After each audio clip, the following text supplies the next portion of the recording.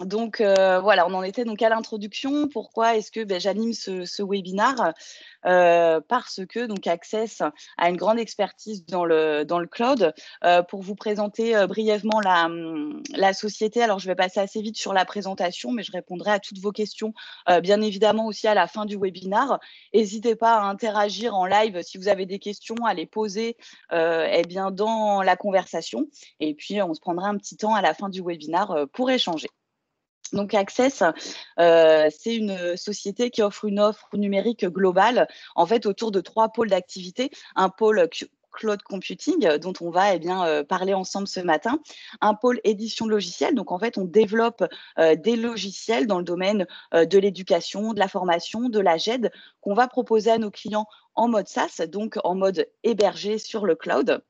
Et enfin, un troisième pôle d'activité où on a notamment du développement web, développement de sites web.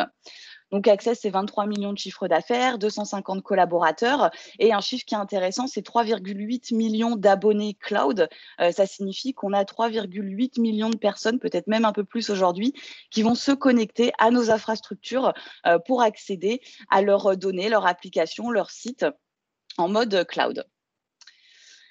Nous, on est venu dans le cloud depuis longtemps parce qu'on propose en fait à nos clients une offre complète sur leur système d'information, que ça soit de l'infogérance de poste, de sauvegarde, les accompagner sur les problématiques de sécurité. On leur propose aussi des liens, des connexions pour pouvoir bénéficier de fibre optique par exemple. Donc, c'est toute cette expertise-là qui nous plonge, on va dire, au cœur du SI de nos clients, des entreprises, qui a fait qu'au fur et à mesure de ces 20 années d'expérience dans le cloud, qu'on a progressé pour aujourd'hui arriver sur un cloud access que je vais vous présenter. Alors, pour introduire le sujet, de quoi on va parler? On va parler donc de cloud computing.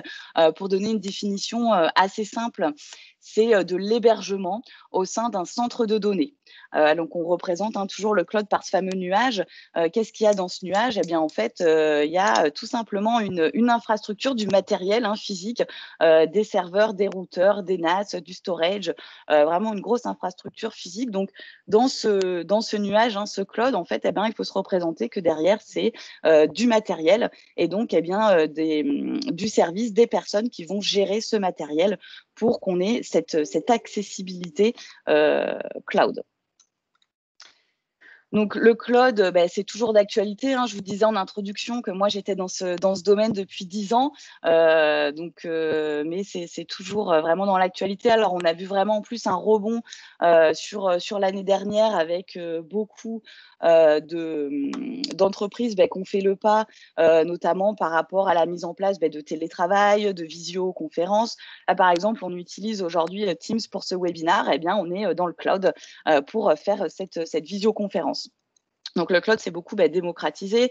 Il plaît aux DSI qui vont pouvoir externaliser, sécuriser leur SI, qui vont pouvoir externaliser leur application. Ils vont plaire aussi aux DG, aux DAF qui vont regarder la partie coût, cette partie flexibilité des coûts. On va y revenir. Pour commencer, voilà, faire un petit peu le tour du lexique cloud, je vais faire le similaire avec ce que je connais très bien, qui est notre propre infrastructure cloud. Comme je vous disais, on est hébergeur depuis 1997. Donc, quand on a commencé, nous, l'hébergement, il y a 20 ans, c'était des serveurs dans une salle à moitié fermée à clé, où on hébergeait des petits sites internet, etc. Depuis, ça s'est beaucoup développé. Ça s'est beaucoup, on va dire, sécurisé aussi. On a été vraiment précurseurs dans ce domaine. Donc aujourd'hui, rassurez-vous, on a arrêté les serveurs dans un coin et on est présent, en fait, notre infrastructure cloud au sein de data centers. Donc c'est des data centers chez Access qui sont basés exclusivement en France. Et c'est là qu'on a cette notion en termes de lexique de cloud souverain. Donc le cloud souverain, qu'est-ce que ça signifie? Ça signifie que l'intégralité des données de nos clients sont positionnés géographiquement en France. Donc ça, on y reviendra tout à l'heure en termes de choix de l'hébergeur. C'est un des critères sur lesquels il faut s'interroger. Alors pourquoi des data centers, hein? Donc quand on parle de centres de données, de centres d'hébergement, de data center, qu'est-ce que ça signifie? Ça signifie qu'un data center, faut imaginer ça comme un gros blocos, un gros immeuble où, le data center va gérer, pour nous, un certain nombre d'éléments en termes de sécurité plutôt externes. Donc des sécurités en termes, de feu, pour, ne pas que, l'incendie, puisse se propager au sein du data center. C'est une des craintes, hein, les plus importantes. Donc il y a vraiment des systèmes anti-feu, qui vont, aspirer, l'oxygène pour pas que le feu se répande et cetera. Donc c'est des technologies, de sécurité, on va dire physique de bâtiments qui sont mis à notre disposition, pour, assurer, cette infrastructure. Une sécurité, bien évidemment, d'intrusion. L'objectif, hein, c'est pas que tout le monde puisse aller, accéder, au serveur et puis prendre les données. Donc, il y a voilà des vigiles, des contrôles d'accès, des portes avec, des badges. Par exemple, chez Access, seuls quelques membres de l'équipe sont autorisés à accéder au data center. Et on va aussi avoir effectivement des sécurités en termes, d'alimentation électrique, parce que, des machines sans alimentation électrique, ça peut pas fonctionner. Donc c'est, des redondances, de secours électriques, pour vraiment permettre une alimentation, qui soit disponible à 100. Et enfin, la partie climatisation, qui est important aussi.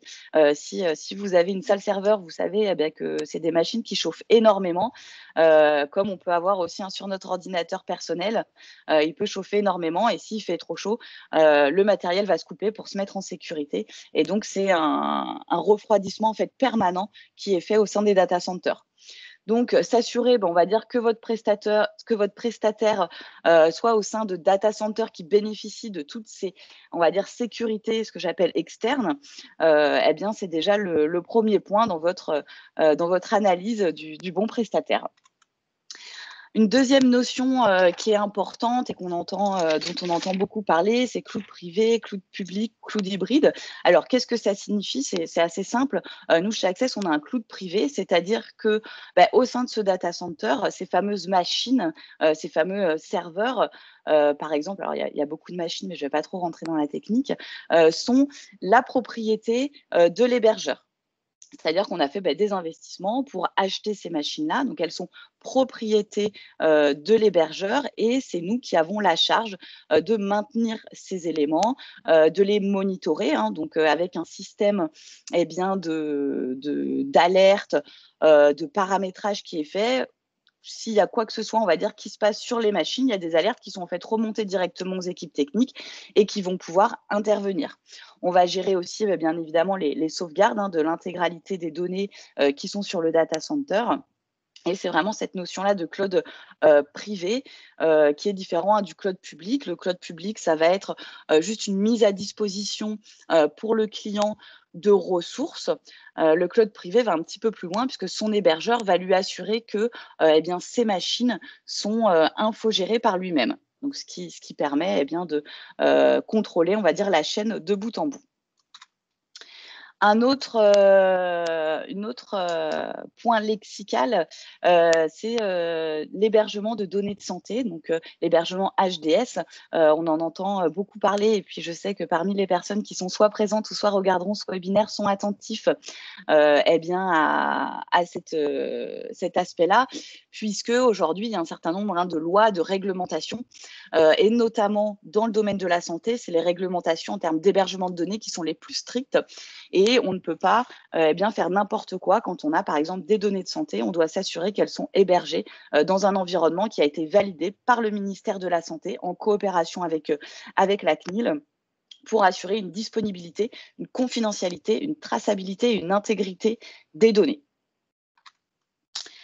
Ensuite, alors la partie réseau, je vais passer un petit peu vite, en termes, on va dire, de lexique parce que c'est un petit peu, technique, mais à prendre aussi en compte lors de votre choix de prestataire puisque, ces fameux, environnements, data center, cloud, machine, elles doivent bien être interconnectées au monde, pour que l'utilisateur puisse se connecter. Donc c'est important que votre prestataire, ait, ses compétences réseau et une interconnectivité de son data center.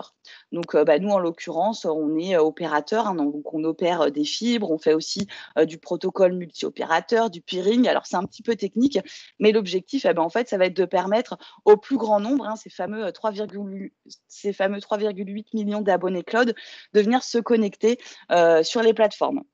Donc, on a ce qu'on appelle du transit qui va pouvoir être extensible en fonction du flux.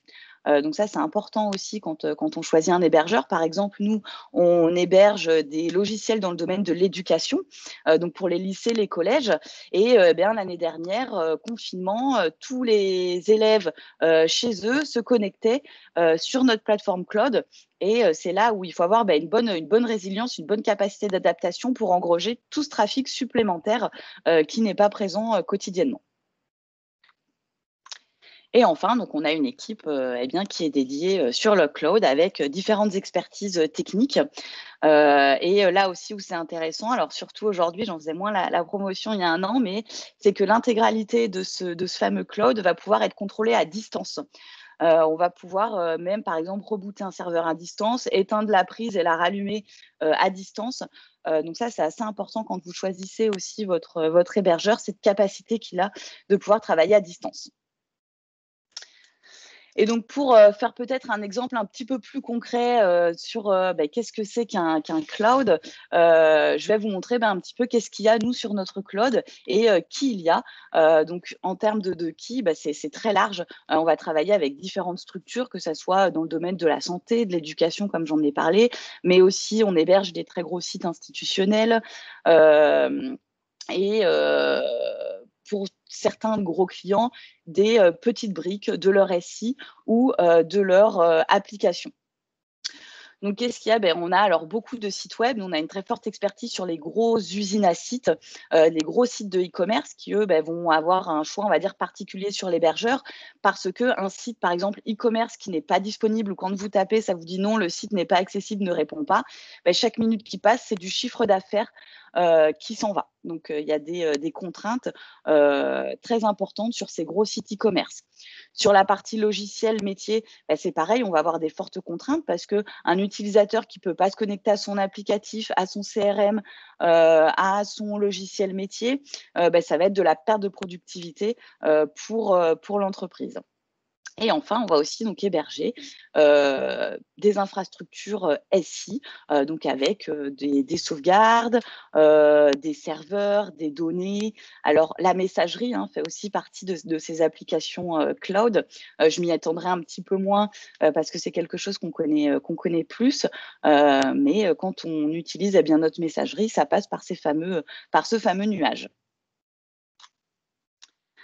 Alors, on a vu que le cloud était toujours d'actualité. Pourquoi ce succès? Alors, les 2 grands incontournables sur lesquels je vais passer un petit peu vite, parce qu'effectivement, ça fait 10 ans qu'on sait que le cloud, ça a cet avantage d'être flexible et d'apporter cette sécurité aux entreprises. Alors, la flexibilité parce que aujourd'hui, si on demande à un responsable informatique, un DSI, quels est ses besoins, il va pouvoir établir son cahier des charges sur son besoin à l'instant T. Par contre, ce qu'il va avoir du mal à faire, c'est établir son besoin dans 1 an, dans 2 ans, même dans 6 mois, parce qu'on sait que les entreprises, c'est en mouvement, c'est au sein d'un écosystème. On peut avoir de la croissance organique au sein de sa structure, on peut avoir de la croissance externe, on peut avoir aussi une saisonnalité qui va faire que son infrastructure SI, elle est plus utilisée à certaines périodes de l'année.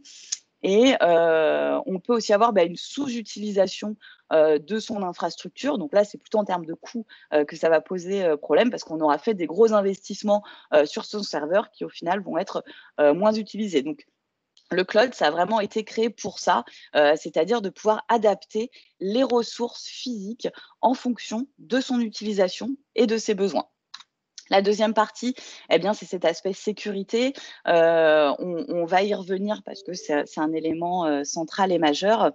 Quand vous confiez de l'hébergement cloud à un prestataire, vous vous assurez en quelque sorte que ce prestataire va tout mettre en œuvre pour assurer la sécurité de ce que vous lui avez confié, notamment en termes de mise à jour de sécurité. C'est des choses qu'on fait très régulièrement, quotidiennement, voire plusieurs fois par jour. Dès qu'il y a des alertes de sécurité. Il y a ce qu'on appelle des patchs correctifs qui sont déployés sur l'intégralité des machines en fonction des failles qui ont été détectées. Hein, vous savez que la sécurité, c'est une course permanente entre les pirates et la mise à jour des failles de sécurité. Pour reprendre un exemple, on va dire plus micro, quand vous êtes sur votre ordinateur, vous voyez bien que votre antivirus, il se met à jour très régulièrement. Dès que l'antivirus a détecté qu'il y avait une menace, il va mettre en place un système de protection et le pirate, lui, va déjouer ce système de protection. Donc l'antivirus va en remettre une couche, etc. Donc c'est vraiment quelque chose qui est mouvant et qui n'est pas stable. C'est pour ça que ça assure une grande sécurité de pouvoir confier ces mises à jour, ces patchs à un prestataire. Alors, un petit focus justement sur la sécurisation des données. On sait aujourd'hui qu'on a beaucoup de failles sur le système. On a vu l'émergence qui est de plus en plus accrue des ransomware, des cryptovirus. On estime aujourd'hui le coût médian d'une rançon à 44 000 $.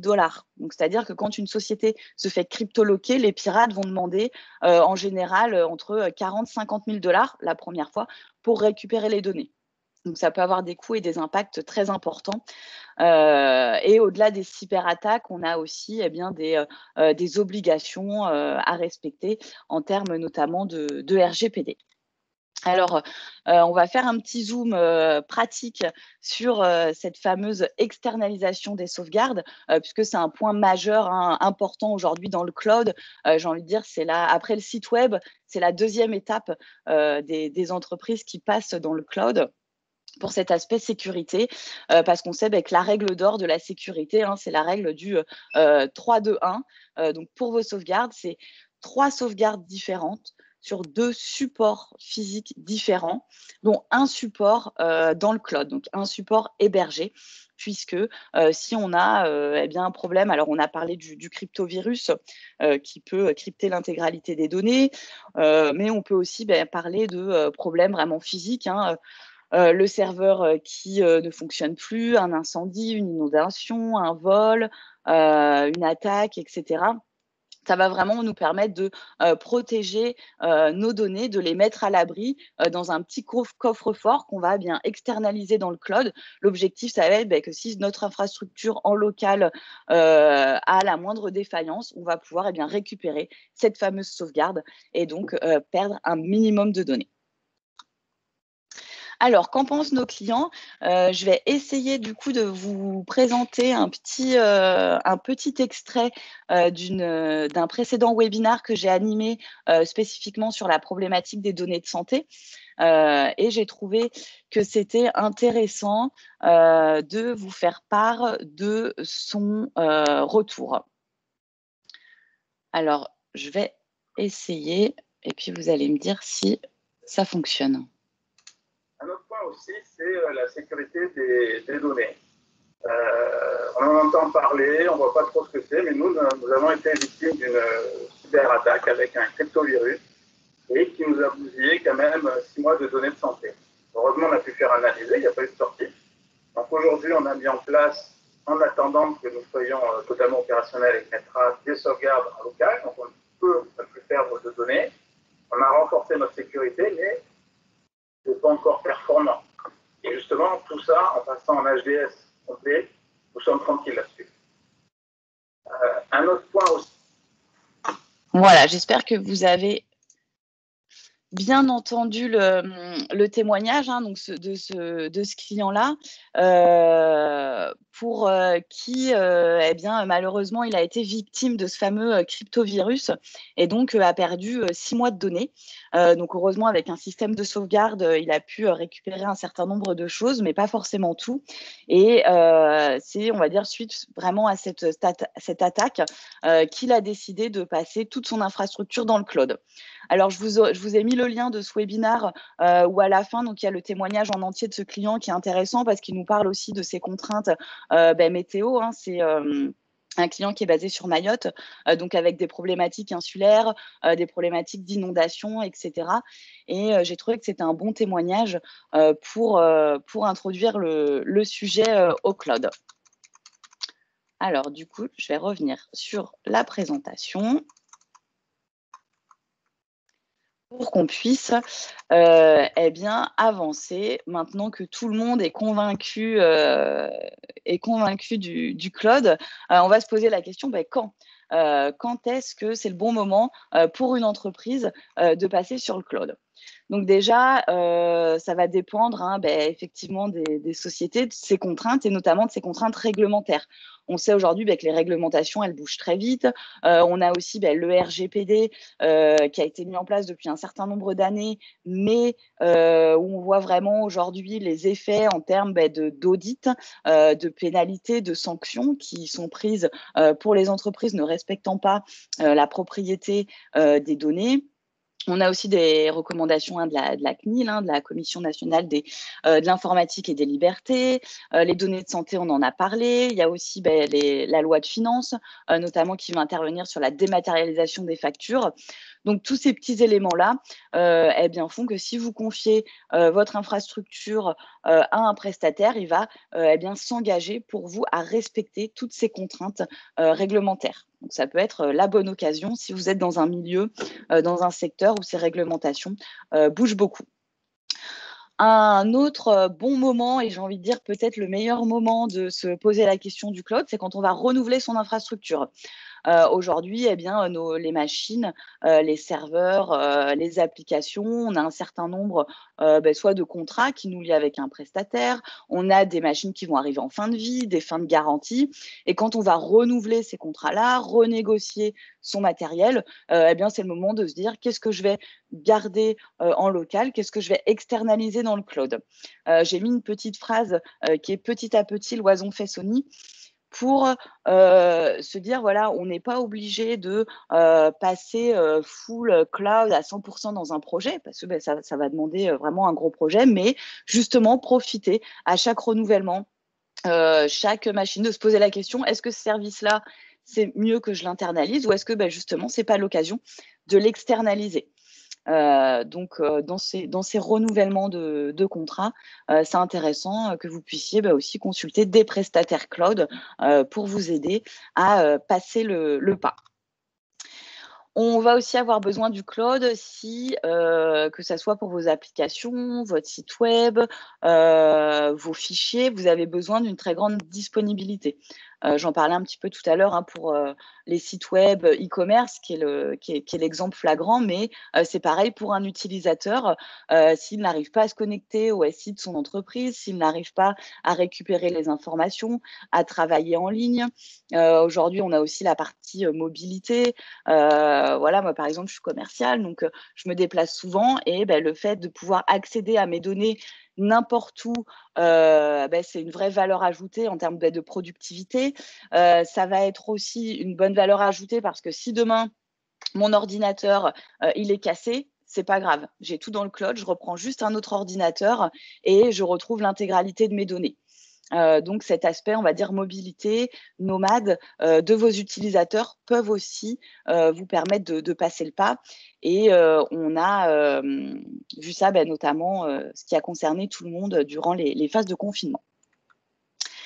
Une autre raison, on va dire, de passer au cloud, ça va être quand vous avez des multi-sites à gérer, donc des sites géographiques distincts, des fusions. Vous allez absorber ou intégrer d'autres entreprises, d'autres logiciels. Si on est déjà dans le cloud, ça va être un petit peu plus facile parce que plutôt que monter des VPN pour connecter tel site, leur donner les droits, etc., ça peut être un petit peu compliqué. Pour plus de transparence, en étant dans le cloud, comme on est sur cette fameuse infrastructure flexible qui va s'adapter aux besoins, on va facilement pouvoir rajouter des utilisateurs sur son SI pour avoir une homogénéité des utilisations, que ça soit un site qui a récemment été intégré, un site qui géographiquement est un petit peu plus distant. Ça va permettre bien vraiment d'harmoniser le SI et de facilement augmenter les capacités dont on a besoin. Un autre point, alors qui est pareil, vraiment d'actualité aujourd'hui, hein, beaucoup de sociétés s'interrogent sur la mise en place de PRA, de plans de reprise d'activité ou de plans de continuité d'activité après un sinistre. Alors le sinistre, il peut être assez large, hein. Ça peut être, comme on a dit, un incendie, une cyberattaque, mais ça peut aussi être des événements sociaux. Voilà, par exemple, c'est la grève des transports pendant un mois. J'ai X utilisateurs qui ne peuvent pas se déplacer au bureau. Comment est-ce que je fais pour qu'ils puissent continuer à travailler? J'ai rajouté la crise sanitaire, on est confiné, on doit mettre en place le télétravail. Comment est-ce que mes utilisateurs font pour continuer à travailler, pour accéder à leurs applicatifs métiers? Donc, ça peut être l'occasion d'avoir une stratégie cloud, d'une part pour l'accès, mais aussi pour la sauvegarde. On en a parlé, hein, mais la sauvegarde en cas de sinistre, c'est vraiment ce qui va permettre de faire reprendre l'activité, puisqu'on va pouvoir réinjecter les dernières sauvegardes avant le sinistre. Avec cet objectif, hein, quand on fait un PRA, de limiter au maximum bien le temps d'arrêt on va dire du SI, hein, de son infrastructure. Si je suis aussi dans une structure qui a besoin d'outils collaboratifs, c'est là où ça va être intéressant de passer en cloud. Donc quand on dit outils collaboratifs, ça va aller du partage de calendrier à des partages de fichiers, des partages de documents, pouvoir faire de la visioconférence, faire des réunions ensemble. Tout ça, ce sont des d'outils collaboratifs. Donc il en existe beaucoup, hein. Donc le plus connu, ça va être Office 365. De la suite Microsoft et son petit frère Nextcloud. Alors Nextcloud, c'est les mêmes environnements que Microsoft Office 365, mais en open source. Et donc, on peut héberger en fait toutes ces données-là dans le cloud, on va dire, de son choix. On n'est pas obligé de le mettre dans le cloud Microsoft. Donc, il y a plein d'alternatives, il y a plein de possibilités que vous pouvez avoir pour mettre en place des outils collaboratifs ou alors développer un intranet, un extranet que vous allez pouvoir héberger. Un autre point, on en a parlé un petit peu tout à l'heure quand on parlait de contrats de renouvellement. Si demain vous avez des logiciels à renouveler, posez-vous la question, est-ce que ces logiciels-là, plutôt que les avoir sur mon serveur qui va m'impliquer des coûts parce qu'il faut que j'achète mon serveur, que je le maintienne, qui fonctionne tout le temps, qui soit disponible, eh bien, la plupart des éditeurs aujourd'hui proposent des solutions en mode SaaS qui vont permettre une disponibilité mobile, qui vont permettre des mises à jour, des montées de version, vraiment beaucoup d'avantages pour l'utilisateur final. Donc, posez-vous aussi la question quand vous choisissez vos logiciels métiers avec les éditeurs, est-ce que je l'héberge chez moi ou est-ce que je le mets en mode SaaS? Et donc, pour terminer ce webinaire, on va se mettre, on va dire, dans la peau d'un DSI, d'un responsable d'informatique, d'un chef d'entreprise qui va se demander, OK, super, le cloud, c'est très bien, mais comment est-ce que je m'y prends pour choisir les prestataires, hein? Ça serait trop beau que Access soit le seul prestataire cloud sur le marché. Il en existe beaucoup.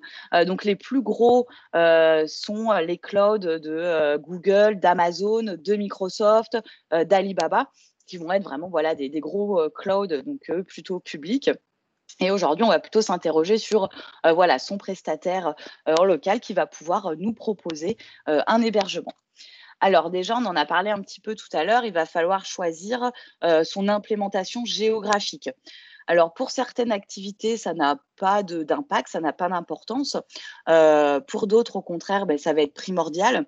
Donc, le point, on va dire, un petit peu essentiel sur lequel j'avais envie d'intervenir ce matin, c'est pourquoi en France, hein, pourquoi est-ce qu'avoir un cloud souverain, c'est un argument et un avantage?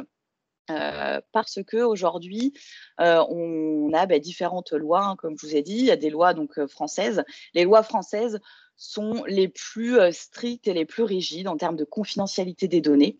VS les Américains qui ont signé le Patriot Act et là, plus récemment, le Cloud Act sous le mandat de Trump. Donc, Ces actes, en fait, signifient que toute entreprise américaine hébergeant des données sur le territoire américain doit coopérer avec les autorités pour délivrer les données que le gouvernement demande, sans même que l'utilisateur ou la société en question soit informée. Donc ça pose un certain nombre de problèmes pour nous en tant que Français, où on est dans une réglementation très stricte. On n'a pas forcément envie que le gouvernement américain puisse regarder ce qui se passe sur notre infrastructure.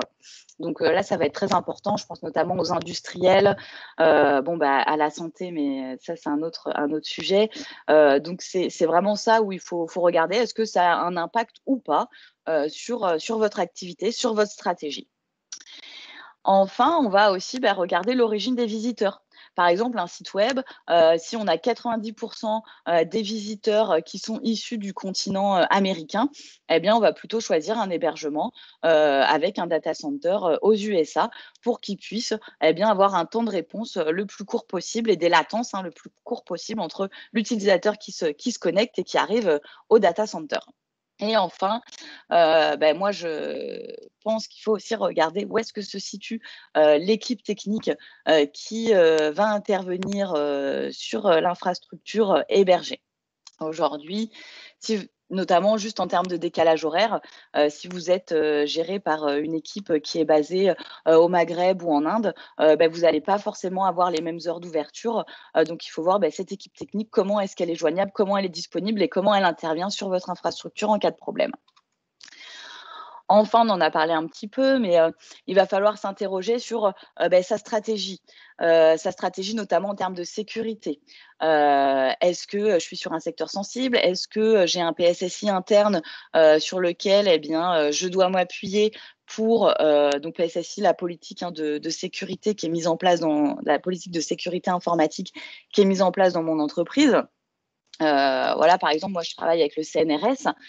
Quand on héberge, nous, une plateforme multimédia pour le CNRS Images, avec toutes les images du CNRS, on a dû remplir un certain nombre de points sur le cahier des charges en termes de sécurité. Donc là, c'est à vous de vous poser un petit peu la question, moi, qu'est-ce que j'ai envie demain pour mon cloud en termes de sécurité? Poser les questions et puis s'assurer en face que le prestataire peut cocher toutes les cases de vos prérequis en termes de sécurité, de conformité. Donc, on parle de cahier des charges, c'est la base. Alors, on ne va pas parler ce matin du cahier des charges technique parce qu'il est vraiment propre à chacun. Moi, je suis d'ailleurs à votre écoute, à votre disposition pour échanger plus spécifiquement si vous avez un projet pour vous aider à élaborer ce cahier des charges technique.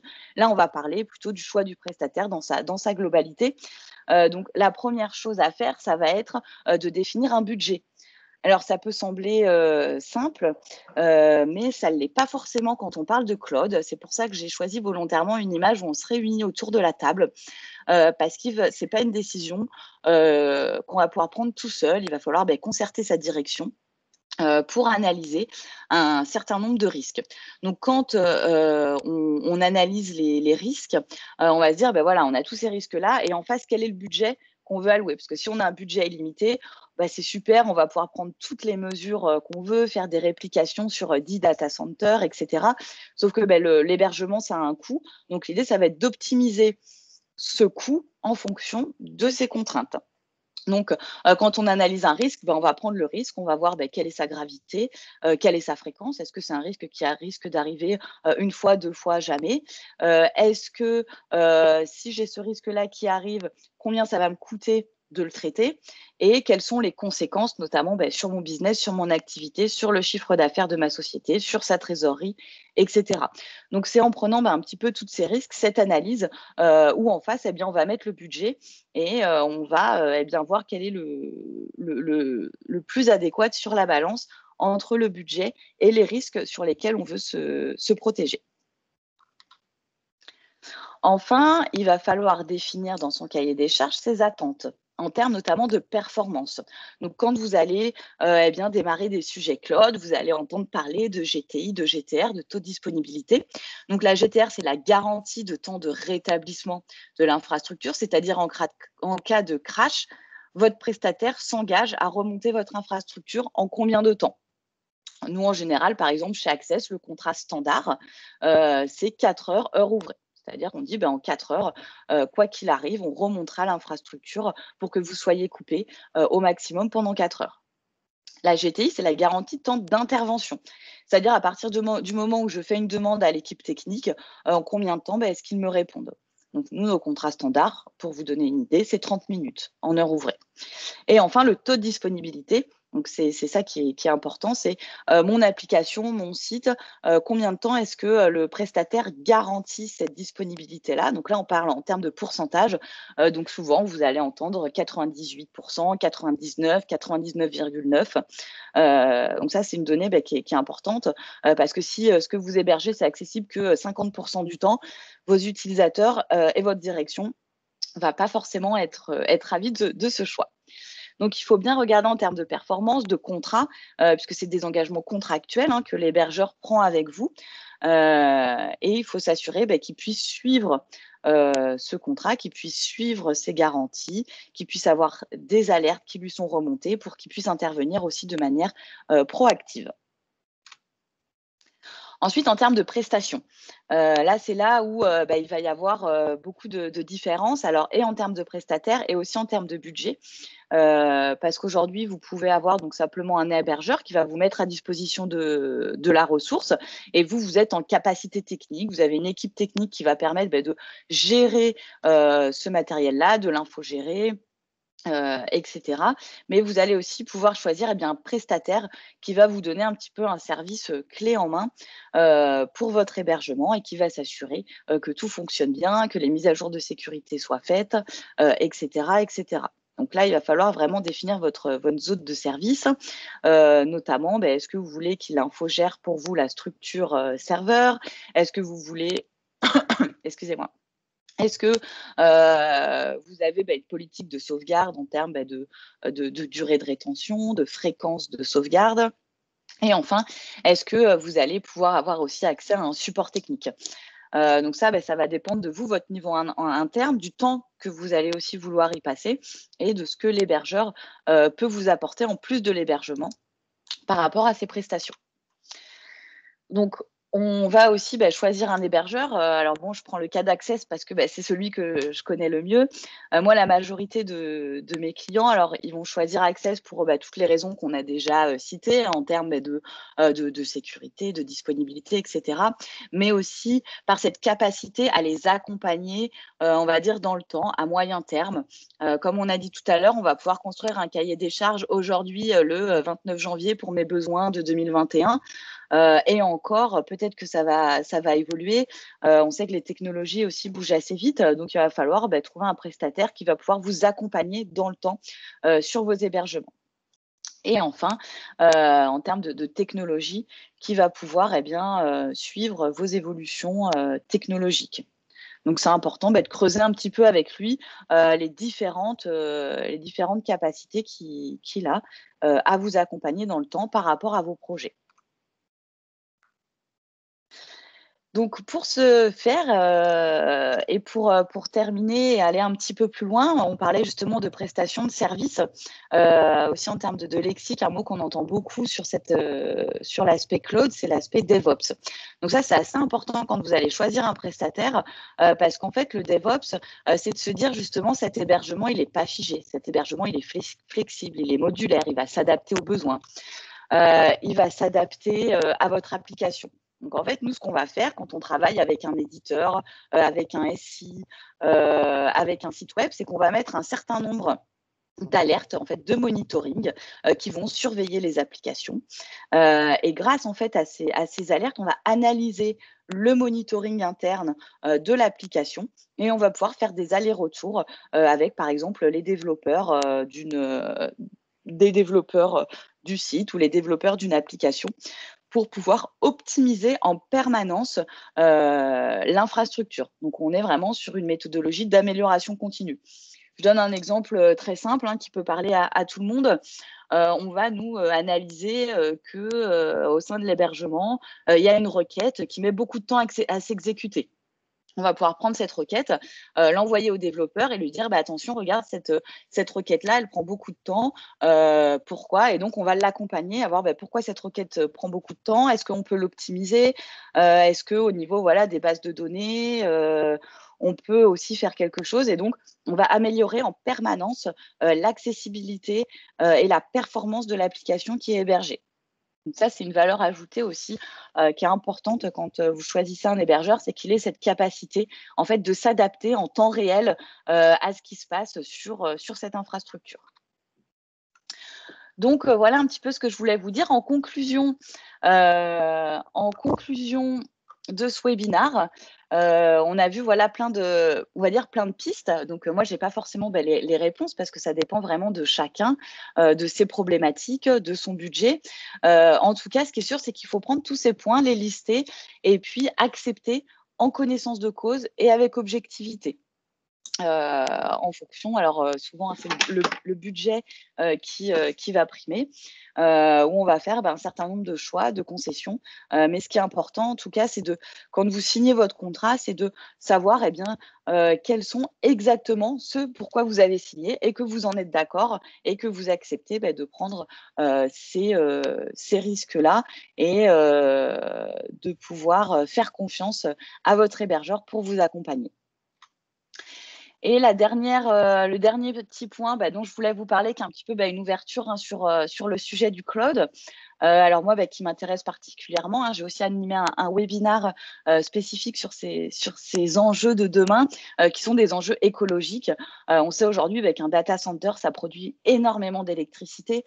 Ça fait partie des top 5 des, entre guillemets, pollueurs de la planète. Et donc, il y a beaucoup de choses qui se mettent en place aujourd'hui sur ces sujets-là.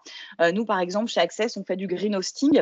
Alors, je ne vais pas rentrer parce que c'est hyper technique, mais en gros, on va avoir toute une stratégie de cache qui va permettre de solliciter au minimum les ressources en amont et permettre une fluidité de navigation optimale. Tout en préservant, on va dire, la planète. C'est pour ça, par exemple, qu'on a signé avec WWF, avec qui on travaille aussi en partenariat sur ces sujets-là d'éco-conception, de green hosting. Donc, c'était une petite aparté pour vous sensibiliser aussi aux enjeux de demain sur le cloud, qui est vraiment dans la thématique, parce que je vous ai mis une petite info sur les 25 entreprises. Donc, c'est des très grosses structures qui s'engagent à rendre les data centers neutres en carbone à horizon 2030. Donc, je vous remercie à tous pour votre attention, votre écoute. J'espère que ce webinaire vous a plu, a répondu à certaines de vos questions. L'objectif, c'était de lancer un petit peu le sujet, de s'interroger sur les bonnes questions. Donc, je vous invite à me suivre sur LinkedIn où je partage un certain nombre d'actualités et de contenus sur le cloud. Je vous invite pour plus d'informations sur la société à aller voir notre site internet et surtout à me contacter si vous avez des projets sur lesquels on peut répondre à vos problématiques un petit peu plus en détail. Et je vais du coup vous redonner la parole si vous avez des questions ou des points sur lesquels peut-être on peut répondre.